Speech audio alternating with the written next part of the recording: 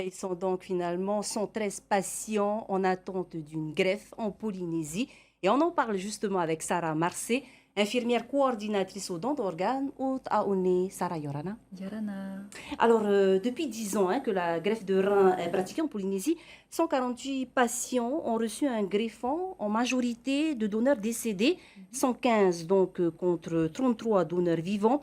Est-ce que vous avez constaté une amélioration de la situation? Alors, il y a eu, enfin la greffe a, au début a le temps de communiquer sur la greffe, que la population en entende parler en Polynésie. Il a fallu que ça se mette en route. Et ensuite, ça a plutôt bien fonctionné. Après, comme vous le savez, il y a eu le Covid pendant 2 ans, donc il y a eu un ralentissement avec un arrêt total pendant 6 mois de l'activité de greffe. Et là, cette année, on a à nouveau une activité de greffe qui fonctionne plutôt bien. On est déjà à 10 greffes sur donneurs décédés depuis le début de l'année 2023. On a des greffes sur donneurs vivants qui sont prévues à la fin de l'année. C'est de bons chiffres comparativement avec ceux de la métropole? Ça correspond aux chiffres de la métropole. En métropole, on est à 60 greffes par million d'habitants, ce qui correspond à ce qu'on a en Polynésie. Mm. C'est important aussi pour les donneurs de parler de leurs décisions, d'expliquer leurs choix. Est-ce que les familles s'opposent souvent à la décision du donneur? Non, alors la problématique pour les familles, c'est que souvent elles ne savent pas ce que la personne aurait souhaité, hein, pour les donneurs décédés.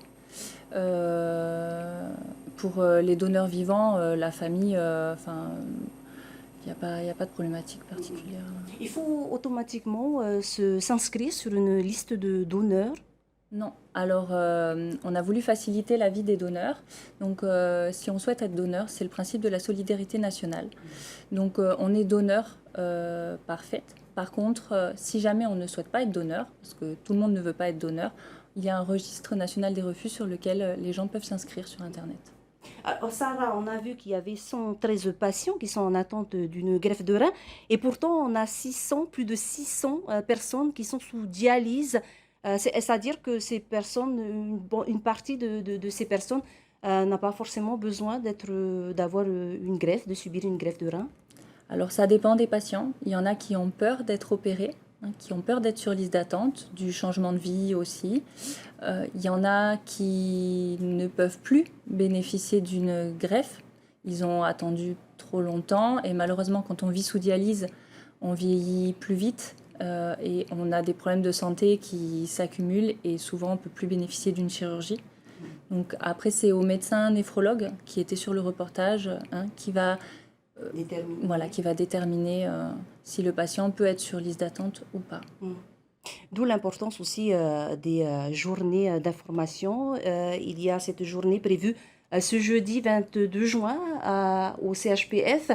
Qu'est-ce qui est prévu donc à l'occasion de cette journée? Alors pour cette journée, il y aura déjà des stands d'information pour tout le monde, hein, c'est ouvert à toute la population. Il y a également un stand de dépistage de l'équipe de néphrologie pour les maladies rénales, donc, qui est ouvert et qui est gratuit. Il y aura des animations et également un moment, une prière en début de journée pour remercier aussi tous les donneurs qui sont décédés et toutes les personnes vivantes qui ont donné aussi, pour les remercier du don qu'ils ont fait et qui ont permis de sauver des vies. Et ces moments de communication auprès de la population, vous les organisez tout le temps dans l'année ou c'est ponctuel? Alors il y a déjà 2 événements officiels dans l'année, celui du 22 juin qui est la journée nationale du don d'organes et le 17 octobre qui est la journée mondiale du don d'organes. Et ensuite vous avez dû entendre parler d'Alexandra par exemple qui va Albas venir. qui va venir Voilà. pour un autre, Et donc on essaye d'organiser des événements tout au long de l'année pour parler, parce que le principe c'est surtout que les gens en parlent entre eux pour savoir ce que la personne souhaite. Merci beaucoup Sarah d'avoir Merci. accepté notre invitation de ce soir. Merci à vous.